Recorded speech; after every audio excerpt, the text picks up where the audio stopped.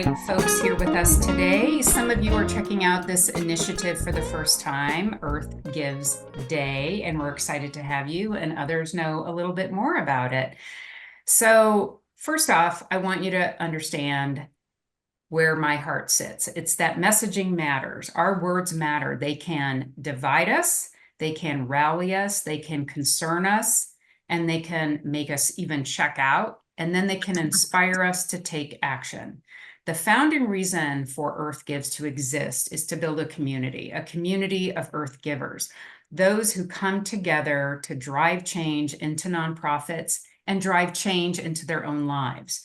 To us, it is key to invite people in, to welcome you, and then welcome the broader public to join in and invest in your work and make changes where they can. So for so many reasons, as we won't get into, now is the time for us to come together as a country, as people, as a nation. And now is the opportunity for us to model working together. Again, our words matter. Louder voices for the love of the earth and for one another can resonate. Earth Gives is a very tiny organization, but we are driven by a big vision, a vision for people to embrace an identity and a way of being as an Earth giver.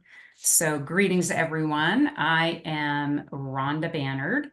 I am the Executive Director of Earth Gives and the founder, and our focus is on building a nationwide initiative to boost environmental philanthropy beyond just 2%.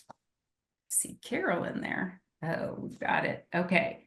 So here with us today to help talk about it is Maylin Brown. She is with Neon One, which is our tech partner, and they host the Giving Day platform and do all the security and the technology and support. We are now on a next generation platform that Neon One just introduced over the last couple months.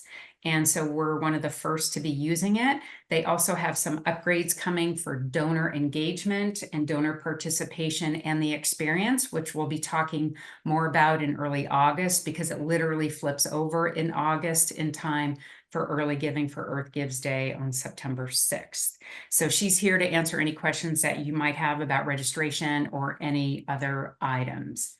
I'm going to talk a little bit about the importance of messaging, as you could already tell, but this is what's on our agenda. We're going to talk about Earth Gives and Earth Gives Day and what it is. We're going to talk about messaging and storytelling. I'm going to just go over a little bit about what you can expect for the toolkit. And knowing the tools that you're going to get, we've got experts here on social media strategy and video strategy. So you're going to also get to meet Marissa and Liz, who are going to talk about social strategy and video strategy. Marissa is going to dig in, like I said, social strategy. She's the founder of Climate Social, an agency that has helped impact-driven organizations share their stories and create change. She's been at this work since 2015, and she's worked at Triple Pundit. She's led Twitter chats on a variety of initiatives, and she also directed some marketing with the U.S. Department of Energy's Energy Efficient Buildings program. And there's so much more. You're going to get some insights for her today. And then, if you want more from her and some of her colleagues, next week at our Community Commons Impact Maker sessions, which are free monthly virtual programs where we share all kinds of insights to help environmental nonprofits do their work, you're going to hear more deeply about ideas that you can use just for your organization. And joining her is also one of her colleagues, Liz Rubin. She's here with ecodeo, videos that amplify climate solutions. And wow, does she have some talent? You're going to be able to see it when you go to her website. You've got 3 women-owned businesses here, but Liz is also a B Corporation, and she helps people tell their climate stories as a business imperative. So we've got a packed agenda with lots of great people. and let's get to it. So what is Earth Gives and Earth Gives Day? Why are we doing this and why does it matter for us? Well, I want you to think about 3 statistics: 2%, 52%, and 64%. 2% is because only 2% of all philanthropy goes to environmental causes. And when it comes to climate justice, only 0.5% is spent on that work. 64% because when you look at the pie chart that a lot of nonprofits do, 64% of donations come in through individuals. So it is by far continuing to be the largest giving demographic that exists. Yes, there's not a person who would turn down a huge major gift or a surprise gift from Mackenzie Scott. Yet when it comes to the bread and butter of philanthropy, it is through individuals. And the reason why a Giving Day platform really spoke to us is because it invites in individuals to give and engage. We want to move from transaction to transformation. So how do we do that? We do that by building a community. 52% matters because Giving Tuesday says that 52% of people give on Giving Tuesday because everybody else is doing it. So to have our own 26 days of inviting people to give and invest and learn from environmental and climate-focused nonprofits is, of course, deserving, because it is the most consequential issue of our time, and we need to invite people in. So there are a lot of attributes and assets that a Giving Day platform offers. You can take in donations. This, on the new next generation, people can sign up to volunteer only this year. They can do both. You can add in events. There is a Green Them All fund that every single donor who gives is invited to pitch into, and then that is divided up by all the participating nonprofits. You can download your donor lists. The donors are automatically thanked, but you can also reach out to them as well. You can make raising money super easy through peer-to-peer. So any nonprofit like Twin Day Solar that's already up can begin to build fundraising off of their profile page even now and have people ready to go once the switch turns on and donations can be taken. You can start thinking about matching funds and donor advised funds and letting people know that there's all kinds of ways they can give using Google Pay and Apple Pay as well. So anything that comes in as a matching fund or a donor advised fund, we help, or a check, we help you put in manually. There's no fees taken out. There's no credit card fees on those kinds of things, although most people cover their credit card fees. So start thinking about those, because matching funds definitely do inspire additional giving. We ourselves are raising matching funds, so we will be informing the participants when those matches are available throughout the 26 days of giving. There's also a prize fund. So it's a fund that we raise to give to nonprofits that are raising the most donors or dollars based on the size of nonprofit. So you'll learn more about that in the coming days. We also have power hours. To us, education and individual action matters. So there are 4 power hour programs that are coming up that you can build energy off of. You can have a happy hour. You can invite your community to join virtually and then take action in a few ways. Say, give to you, share your unique URL and invite 3 others to give, and also take action based on what they had just learned on the power hour. We're going to provide you with a toolkit. It's going to have calendars and ads and content emails and so much more to make this as turnkey as possible for you. There are key dates.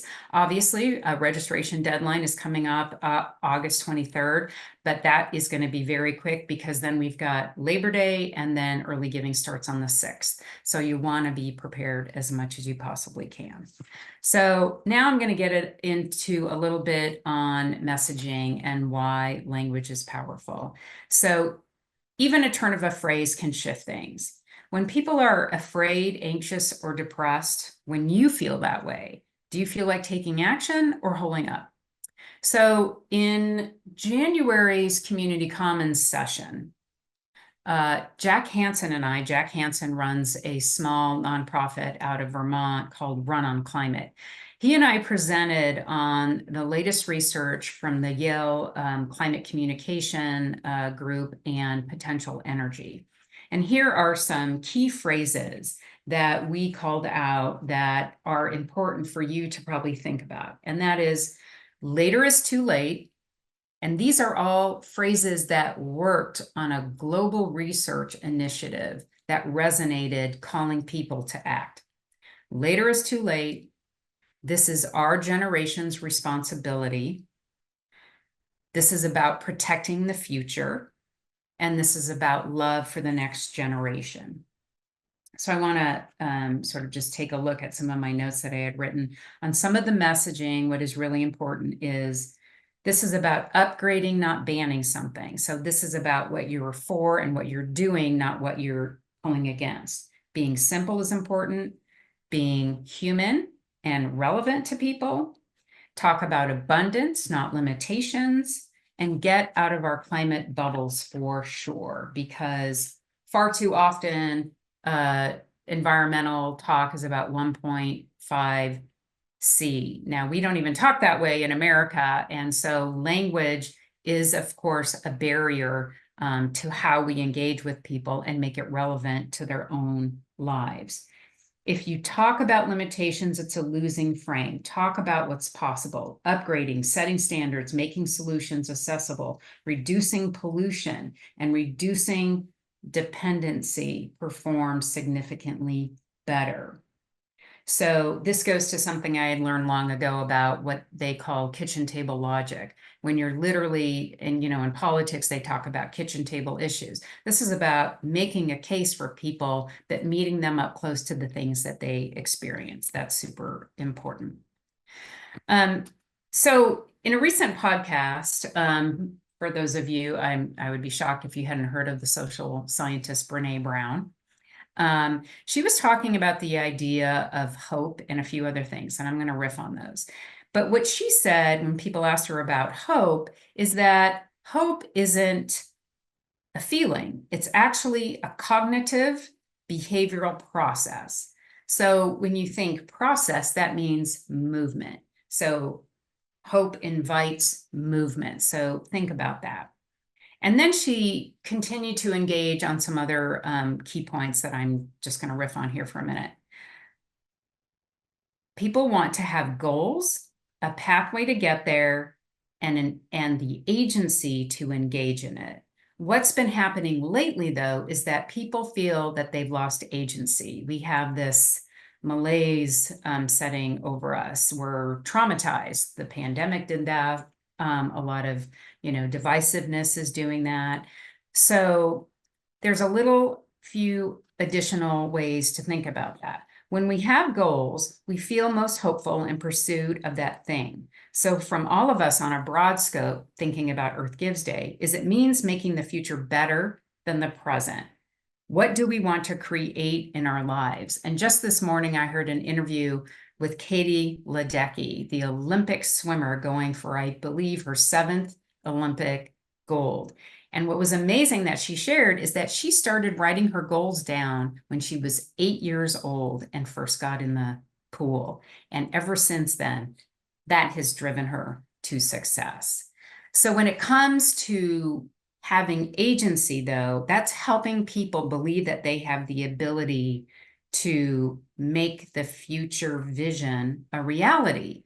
And I've heard in talking with some of you and others across the country that sometimes they're hitting walls when it comes to donors who feel like it's already too late.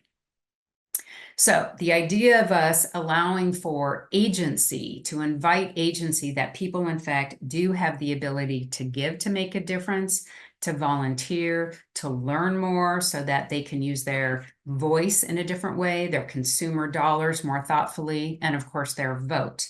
So how can we message to evoke the sense of internal power, to put the you in the message, So one of the fundamental concepts that I always think about and go to is, why do I care? So if you're scrolling through your phone and you stop and look at something, there's something that immediately is speaking to you. Why do I care to look at this? Why do I care to spend another minute in reading this article, looking at this message, or taking action? So consider thinking about how to get people to care and how our messaging can compel people to care. When it comes to pathways, Earth Gives is focused on building community as a pathway. So the platform itself, Earth Gives Day, a giving platform, is a pathway to invite people in to feel like they have agency. So we are building a community of you to be featured on the platform, to then invite the community of the others to get engaged.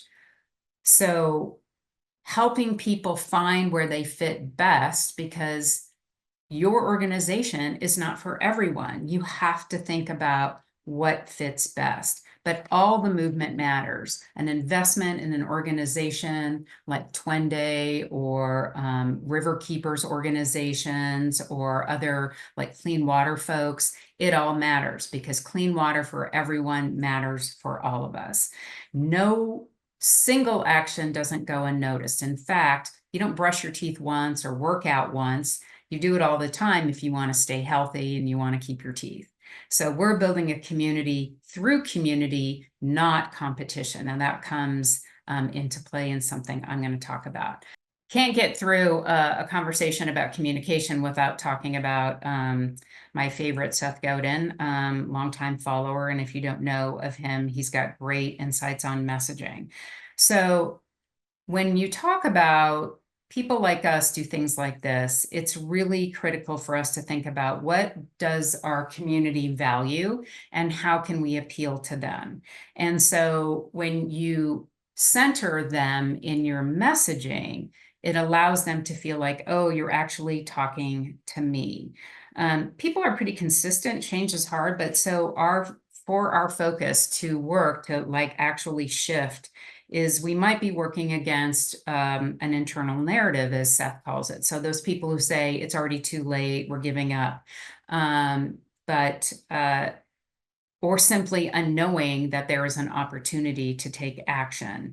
So the unknowing that the funding has been limited to 2%, and I've heard over and over again from nonprofits that they didn't know, and frankly, I didn't know, and that's how Earth Gives ended up. I was the board chair of an alliance of nonprofits, and we always talked about arts and culture being the least funded, but it wasn't until I was inspired by a youth climate activist did I go and do the research and found out. And knowing what we're facing, I thought this was something that we needed to set up and get going on.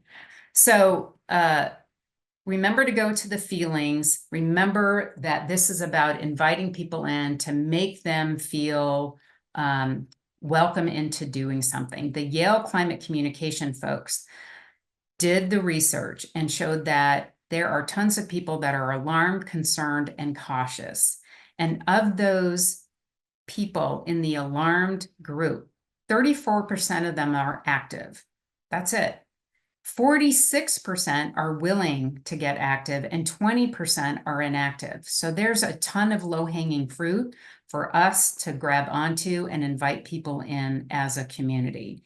And we all know in the fundraising world, people want to feel like they belong and that they're welcomed in and that they are part of the change. So inviting them to do that. This is about building communities, so building relationships, not transactions. So we hope that when you think about your social plan or just add on to it with the tools that we'll be providing you, that you consider those very things. In fact, giving shout outs to one another. So say there's a wildlife organization in Missouri and a wildlife organization in Colorado. Calling people out during the giving day actually makes people stop and go, wow, look how they're collaborating and they're not just wanting it for themselves. In fact, Simon Sinek talks about, if a group says, we know that you have a lot of opportunities to invest, but When you consider investing, we hope you choose us. So as a nonprofit, you could give a shout out to somebody else. Let's say it's an even bigger organization or an even smaller organization, and say, we would love you to invest in them because they're doing incredible work and we discovered them. And when you give to them, we hope you also consider investing in our work. And this is what we do. Now, that's a surprise, and that's a really cool thing. It models collaboration, and that's what we hope to do. So now in your toolkit, you're going to get tips and weekly action steps and peer-to-peer recruitment emails. There's going to be so much content. You can pick and choose. We're going to have it up on Dropbox and in a resources place on when you check in as a nonprofit participant on the website. It's all going to be there. You're going to have model press releases, email signatures, whatever you want to use or don't use. It's going to be there for you. And we're going to have social media graphics for you to modify, drop in your logo. We may even have some where you can use your own photos and your logos, and always, always, always use your own unique URL to send them specifically to your page. And your profile page, you can upload videos, you can upload photos, you can change the copy and go in and refine it. And what we encourage you to do is think about people like us do things like this. So it's not just for your own small organization, but if I'm discovering your nonprofit, why should I care about investing in you? What are you making possible? Right to that vantage point. And we're also going to have, Earth Gives logos for you to use, as well as Giving Tuesday modified, because we were just embraced by Giving Tuesday as the climate initiative. And here's just a sample of last year's toolkit. We've got all kinds of pages. It was multi-page, and you can jump to the places and things that you need, and as well as the social ads. Here's an example of the ads from last year, where you can drop in your logo and your URL, certainly URLs in the messaging pieces of it. And here's an example of our power hour. So yes, last year we were super lucky to get Bill McKibben in our proof of concept and testing out these ideas of community learning spaces. And so we are planning 4 more. Again, you'll get ads that not only feature all 4 of the power hours, but also single ones. So those are ways that you can message each week to invite people to join and learn more about what they can do on specific topics. So that is it in a nutshell. And now I'm going to toss it to Marissa and Liz to offer up some ideas based on Earth Gives Day and how you can use strategies on social media and in video. Look at this impressive lineup of clients that they've worked with. So Marissa, Liz, take it away. Thank you so much, Rhonda. And thank you everybody for joining us today.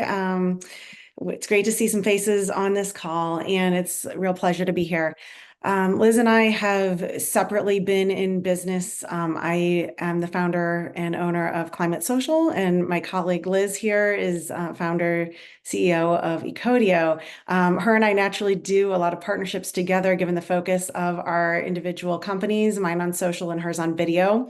And we both are very much embedded with working with environmental nonprofits. So this is a perfect fit. I personally started this work about over a dozen years ago, and it was the calling of working for something better.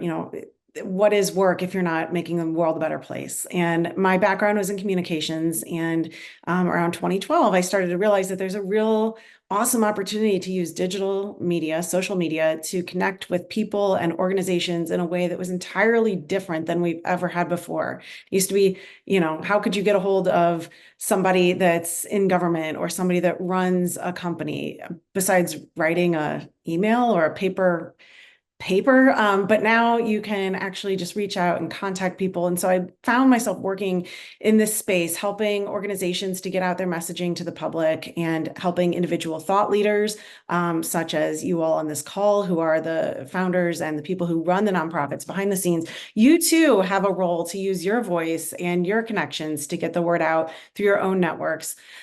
So, when it comes to social and particularly around this campaign, Earth Gives Day, it starts now. It starts with building up your platforms and building up your audience today and leading into September when the real action happens.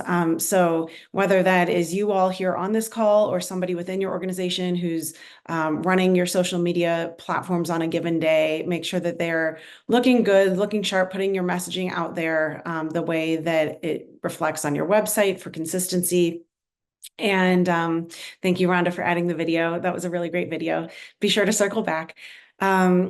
Having that messaging out there ready to go so that you're well polished, and people are going to look at your website. People are also going to look at your social media. And these days, pretty much every organization out there has some sort of social media presence.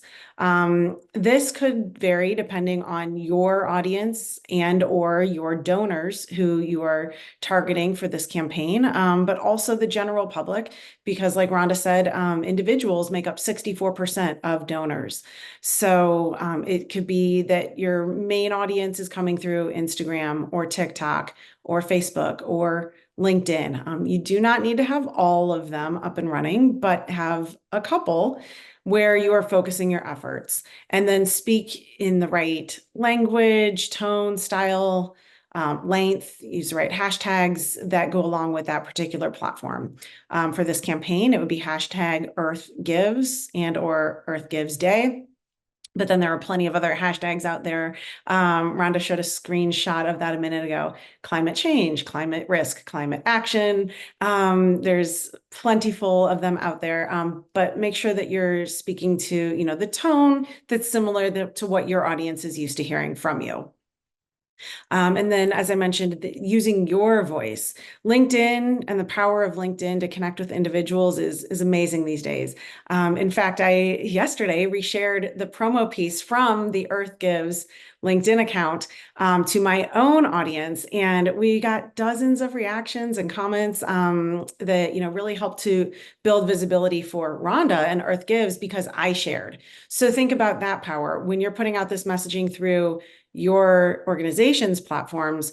If you share through your own Facebook, through your own Instagram, and have your team and your allies also share, that just really multiplies the effect and the possibility for you to get more impressions, more engagement, and ultimately more donations to your cause. So let me pause it there for a second, toss it over to Liz for some specifics on video, and then we are here for Q&A. We really would love to hear from you and continue this conversation. Thank you. Thanks, Marissa and Rhonda. Such cool work you both do. Thanks for having me. Hi, everyone. Nice to meet you. I'm a filmmaker of 25 years. I worked for the UN, politics, advertising, Hollywood, film. And we produce a lot of short form video content at ecodeo, my firm, focused on amplifying climate solutions. And that includes the larger umbrella of UN SDG goals, social impact in general. But I would say that I've been lucky enough to partner with Marissa on a number of campaigns and client work.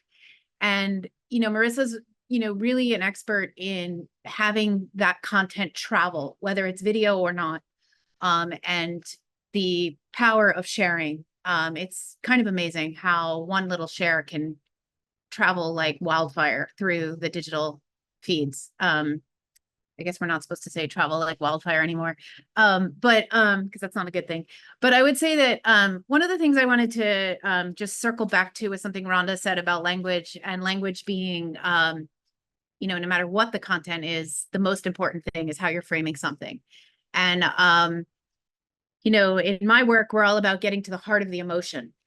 So when somebody, like what Rhonda was talking about, where people will stop scrolling for a second and take in something for 15 seconds, why are they stopping? And usually it's because it's hitting an emotional chord of some kind. So we're focused on kind of a backlash to the doomsday narratives that we've seen out there and the doomsday visuals. None of us need to see more wildfires burning or aerial shots of towns flooding, cities flooded. What we need are that we're not seeing enough of on the screens are solutions.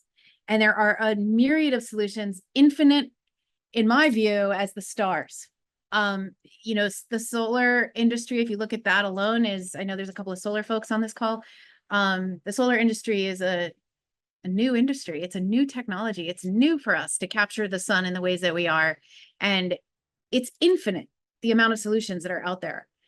But on our screens, we're not seeing them. So if you're working on climate solutions, whether it's conservation, whether it's equity, whether it's you know, creating new green infrastructure, solar, these should be, in my point of view, shouted from the hilltops across the social media feeds. We can't flood the screens enough with these solutions. A lot of people are when Rhonda was talking about hope and Brene Brown's, I did hear that podcast and it's amazing. You know, my grandma used to say that without hope, there's death.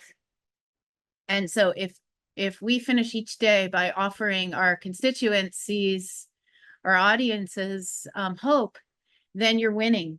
Because I think what a lot of people are missing is vision. They're like, yeah, I'd like to do these green things, but I don't see how. I don't know how. So if you can show those moments, even if you haven't reached the 2030 SDG goal, you know, milestone, but you've made some steps, show those steps, because that's progress and that amplifies the solutions. The only other thing I'll say, because I don't want to take up too much screen time here, is that video content, people have a lot of misconceptions about it. They're like, they think, first of all, it's a nice to have. Like, oh, well, I wish we had the budget for that. We've worked for over 50 plus nonprofits. We finally figured out a couple of models that really work. And like Rhonda said, you know, in sustainability and in conservation work, in these sectors, there, you know, communications is often underfunded. It just is. It's overlooked. It's underfunded, and so you know, often senior accountants, CFOs, you know, executive directors, like, we don't have budget for video. That's a nice to have. In my view, it's actually a business essential. It's a communication essential for raising the millions of dollars that you need for building your audiences, and it should be part of your, for lack of a better word, business plan. And it doesn't need to break the bank at all.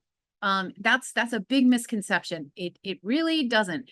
Actually, brain science says that the less information we take in, the stronger the message will sit. So even just one soundbite, one thought, a couple of visuals is enough to have somebody stop scrolling for a second and take in a climate solution and feel inspired by that, which is an emotional attachment.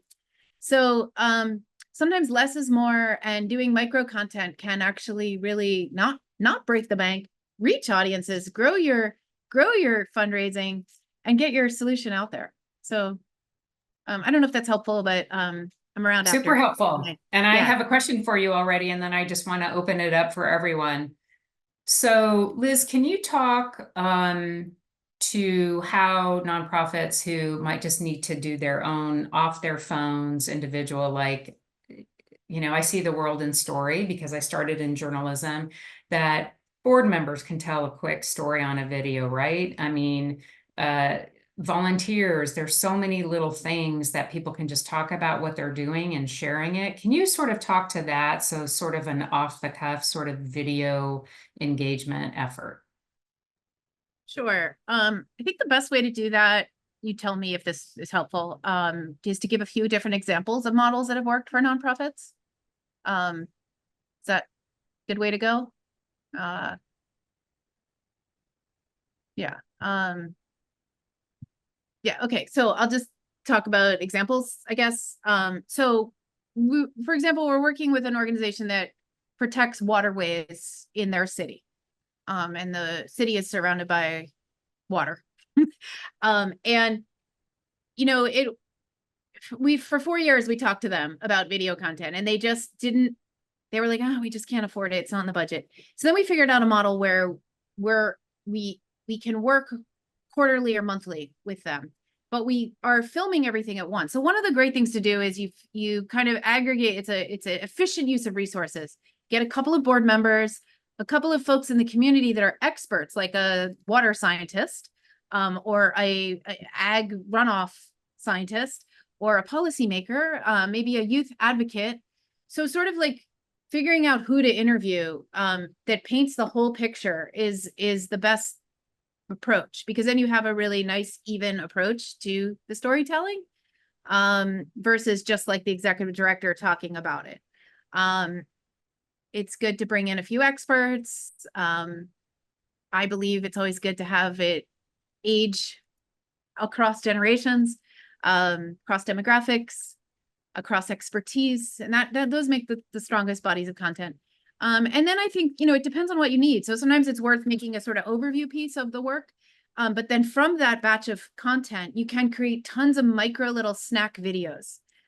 So which is like one bite, couple of shots, and you put the logo on it and you farm those out on TikTok, Insta everything, Insta stories, some stuff can be LinkedIn focused, but some stuff could be for newsletters. So it depends on your strategy, and you should be able to work with your video producer on that strategy early on. But that's worked well for this organization. For example, we filmed everything at once, and then we're creating the overview piece. They're having a gala. It's their 30-year anniversary, and then that will help raise millions of dollars for the organization. We've done this before, and it has. People are moved by, wow, they did that campaign, they did that over the years. This nonprofit did all these amazing things. And then they break we break up all that content, some of which ends up on the editing floor. It doesn't end up in that big piece. But we have all these other assets that can be retooled and repurposed and reused over many, many years in all of your content for that organization. And we farm those out on social. The organization can farm that out. So that's a great way to go. And so what Liz is talking about is a word in the biz called evergreen. So if there's something that can sit on a shelf and be repurposed, evergreen, you can use it. It's not time specific. When it comes to a giving day, it is time specific. And how it actually works is it is a specific time, a specific issue. Well, not a specific issue. We're the only giving day that is around a specific issue that's nationwide. But it is time constrained. So the relevance of urgency and being a part of something during this time is also important. I want to open it up to anyone who's got a question. Just take yourself off mute and feel free to ask Marissa, Liz, Maylin, me, whatever question you might have. Anything?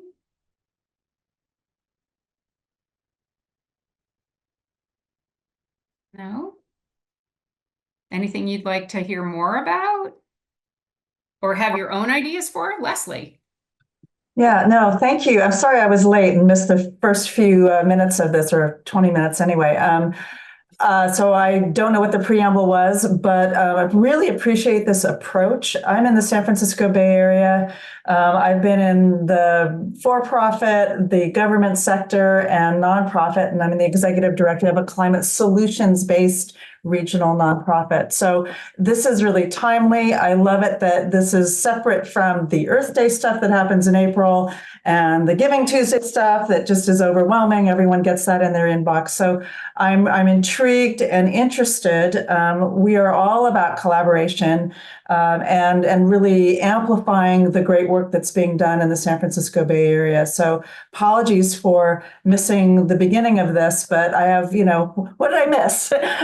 And I assume that there is a business plan, Rhonda, that you have, and that that this isn't a freebie for Earth Gives, and I'm just curious about how we can best collaborate and take advantage of the tools that you've put together, and then work on this in a way that works for everybody.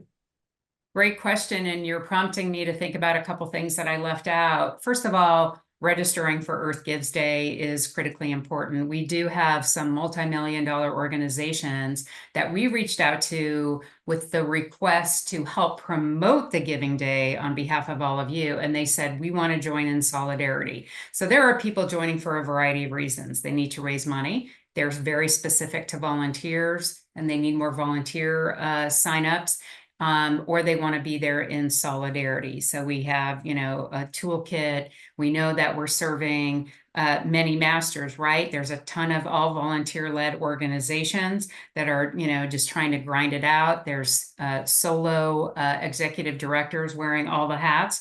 And then there are even larger organizations that feel overwhelmed with everything that they have to do. So we're trying to serve the needs of all of those as a very young, scrappy organization. But we have built partnerships. Like I said, Giving Tuesday embraced us, Native Ways Foundation. So we're bringing in Indigenous, very small nonprofits that are working on this issue, because that's the idea of lifting up all boats. So we're excited to have those folks, and we are literally recruiting groups of people who might just want to do peer-to-peer and or promote. So we're going to have a separate Dropbox that has communication assets in it that outsiders can just use to promote the giving platform and the Giving Day during the 26 days of giving. So we're trying to do the best we can to really help amplify the platform and building those partnerships. So Leslie, we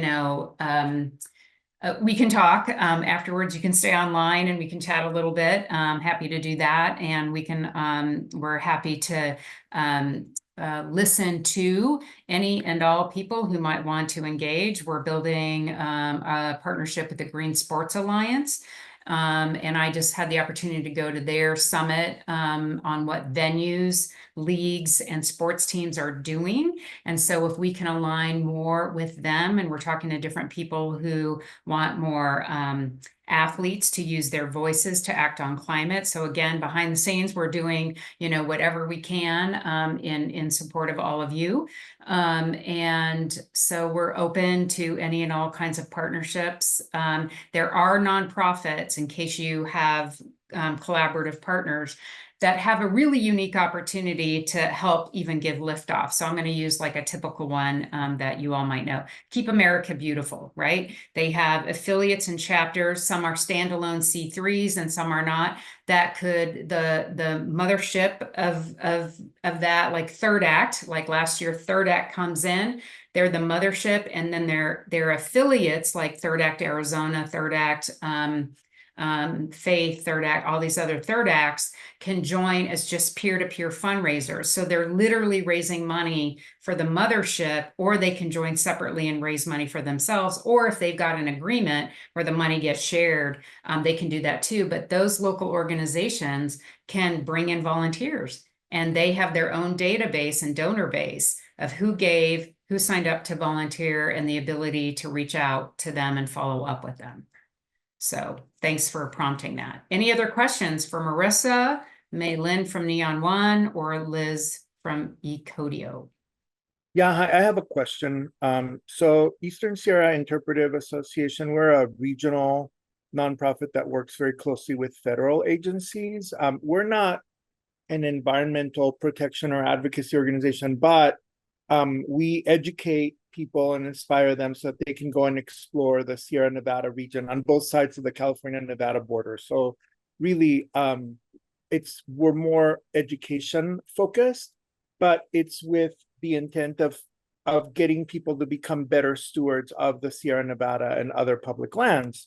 We work really closely with a lot of our regional media partners. So my question is your media kit, does it, or will it include like quotes from you, Rhonda, and maybe from past year participants and their success stories? Because we would like to, as we get ready for the Giving Day, for the Earth Gives Giving Day, to promote it locally. We have a lot of engagement with like readers. Readers really read local newspapers here where we live. And I think that applies all over the place. People still look for a printed product for their news. And so we really would like to highlight how, even though we're regional, we're going to be participating in a national movement that raises awareness about the importance of giving to, environmental organizations. So will your media kit include quotes, or can we call on you to provide a quote? Let's say, for example, if we're working on a press release or something like that. Absolutely. Great question. You've prompted me to think of a few ideas.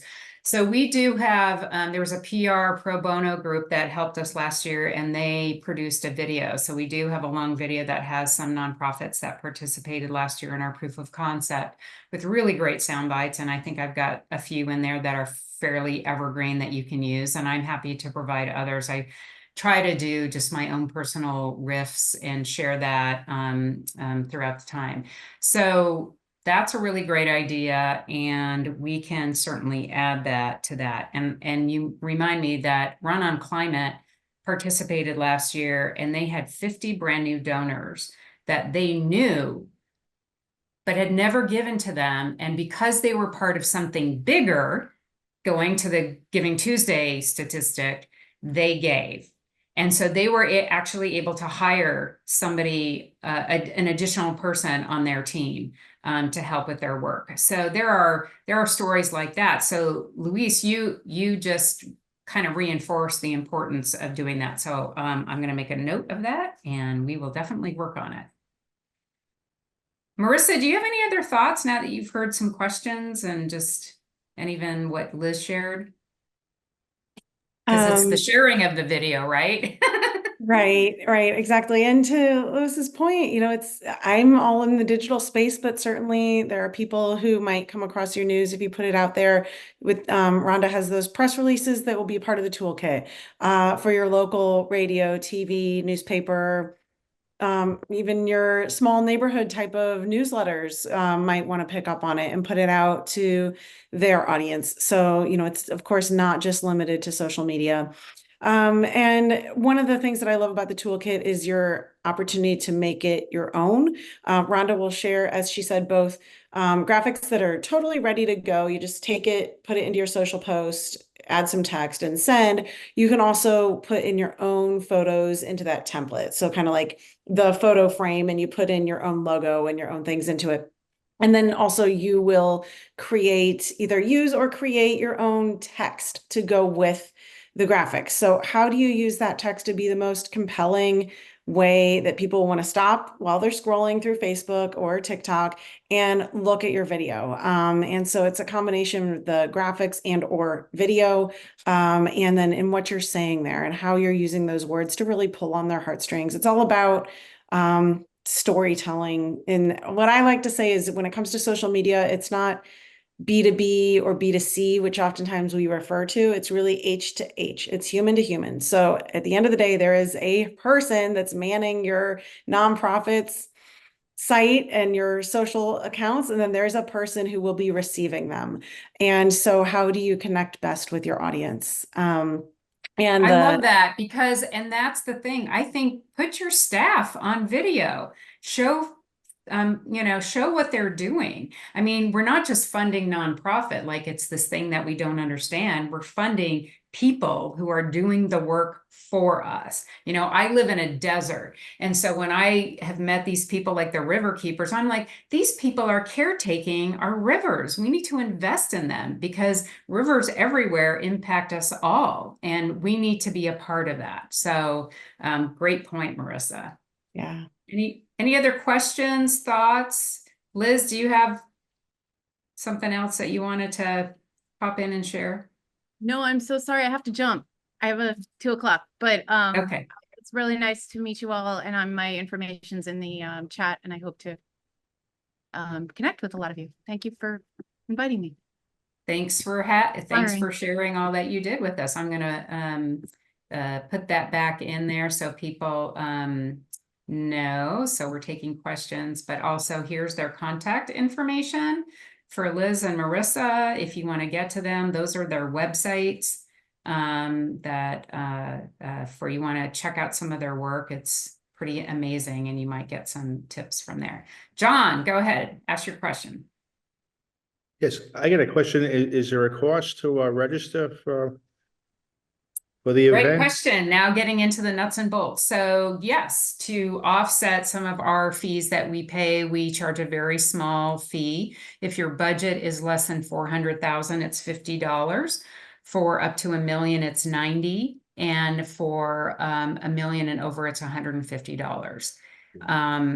The platform allows recurring donations. It also will prompt donors, if they, for example, gave last year or give this year for next year, it'll automatically invite them to come back and give to you. That's about it. So any other thoughts on that? Thank you. John? It's reasonable. Okay. Any other questions? Leslie? So on our support us page, we have we use Give Lively and PayPal for online donations, and then we have send us a check because some people don't want to use online, and so our address, and then there's another drop down menu that refers people to employment matching donations, and then the last one, well, the second to last one is donor advised funds. And the final one is Give from the Heart, volunteer. I don't have anyone that can manage volunteers, but it sounded like a good idea. So I'm kind of, trying to figure out how, and we're 100% focused on getting off of fossil fuels and climate solutions and engaging that movable middle that you referenced with Yale's work. But how would this approach fit into what we already have set up? It would be just a secondary option for people to possibly discover you. So it allows people who don't just pay through PayPal or those other places. So there's Apple Pay and Google Pay that's enabled, and Maylin can answer, maybe there's questions there. But it's in addition to what you may already do, and it allows people to, be part of a broader community instead of just finding your nonprofit alone, coming to you, but coming to a platform. And ultimately, the idea, you mentioned business plan, we have big visions for the future, being a resource to folks to get involved, to be in community, to find resources. We're hoping to feature some small business startups that really have tools that allow it to be, so for example, make it easier if you're shopping for a heat pump or something. So you don't have to do all the research on your own. You can find it here and, oh wow, here's this great app that will help me do that exact thing. So we want to be that sort of one-stop shop for folks. And that also means coming to invest. And ultimately, we would love to white label giving days for companies or thematic environment days into the future. But we're walking before we are running, and and trying to do all those things. So yeah, we do have big visions, but and I've been to, like, meeting Marissa, Green Biz, and I've been to South by Southwest on climate, and I've been to the Green Sports Alliance Summit. But the one way people get involved in taking action is through nonprofits. Yeah. It is getting engaged with you. So that's really that's what's missing, right? It's missing is like, let me go to one. So making it easier for the individual to say, I'm really concerned, but I don't know what to do. Oh, now I can go to this place because I'm going to find all these folks who are doing this work, and I'm going to shop around, and maybe there's sustainable swag, and maybe there's resources here that instead of having to go to all these different places, it's in one central location. That's the big dream. But for right now, we know that we've got to boost that 2%. And 2%, if we can boost the 2%, that means we're getting more volunteers and more people learning, and more people like Catherine Hayhoe, the climate scientist, talks about. We need to just be talking about it. And that's what Marissa said. And that's what Liz said. It's like, we need to be telling about it. And even when I follow organizations, like as the former journalist, I follow a lot of climate media organizations, and they themselves are talking about, we need to be talking about it more. We need to be, how do we make it more urgent? Right? And there's so much discussion going on is how are these movies or documentaries or things coming out where they're talking about more tornadoes? That's one I just saw this morning. And they don't even mention climate change, you know, and so, you know, there's that, but what does climate change even mean to an average person? You know, so going back to the research, when we talk about composting, what if we called it food recycling? You know, everybody seems to grab on to recycling. Why does the word composting matter? Well, when I talk about it, I talk about its impact on methane. Are you worried about heat? The best and quickest way, most strategic way, is to reduce methane. The fastest way you can do that is by composting your food. And then it gives people agency, but then they understand it, because I had yes, it is another way of generating energy. You can do that too. But I had a government agency say, Rhonda, in our polling, it's not really resonating. And I said, because you're calling it something people don't truly understand. What if we talked about outcomes, what you're making possible? You know, so is it an individual buying an EV when we talk about mining and the impact that tires have on you know, asphalt and just like all these things? Or is the low-hanging fruit something everyday individuals can do, and that's through recycling their food? Not to mention that 40% of food is wasted. You know I'm preaching to the choir, and our soil is degrading, and we're not going to be able to grow food. So there's so many co-benefits to that. So what is it that you're making possible? And when I talk about it again, I have other folks that are advancing some composting work here in our state, but they're talking about it just from a composting perspective. I'm talking about it from heat, because how many 118-degree days do we want to keep having in Phoenix? You know, so if you want to drive a solution, it's as easy as what you do in the kitchen, and be part of that. So more strategic recycling is recycling your food than it is your plastics, right? So I think that there's an opportunity there in when it comes to messaging.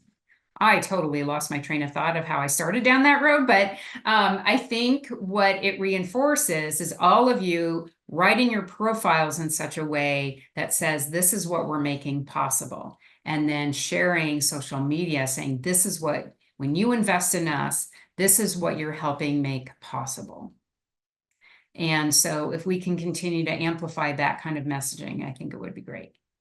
Any final thoughts, questions? Otherwise, I'll stop the recording and stay online if anyone has other offline questions. Anything else?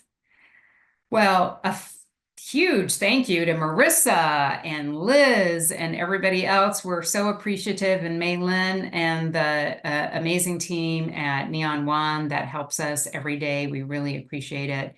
And we thank all of you, because you are the heart of all of this, and you are what's making it all happen in communities, both locally and globally, and we appreciate you. So thanks, and we hope we can welcome you into the Earth Gives family.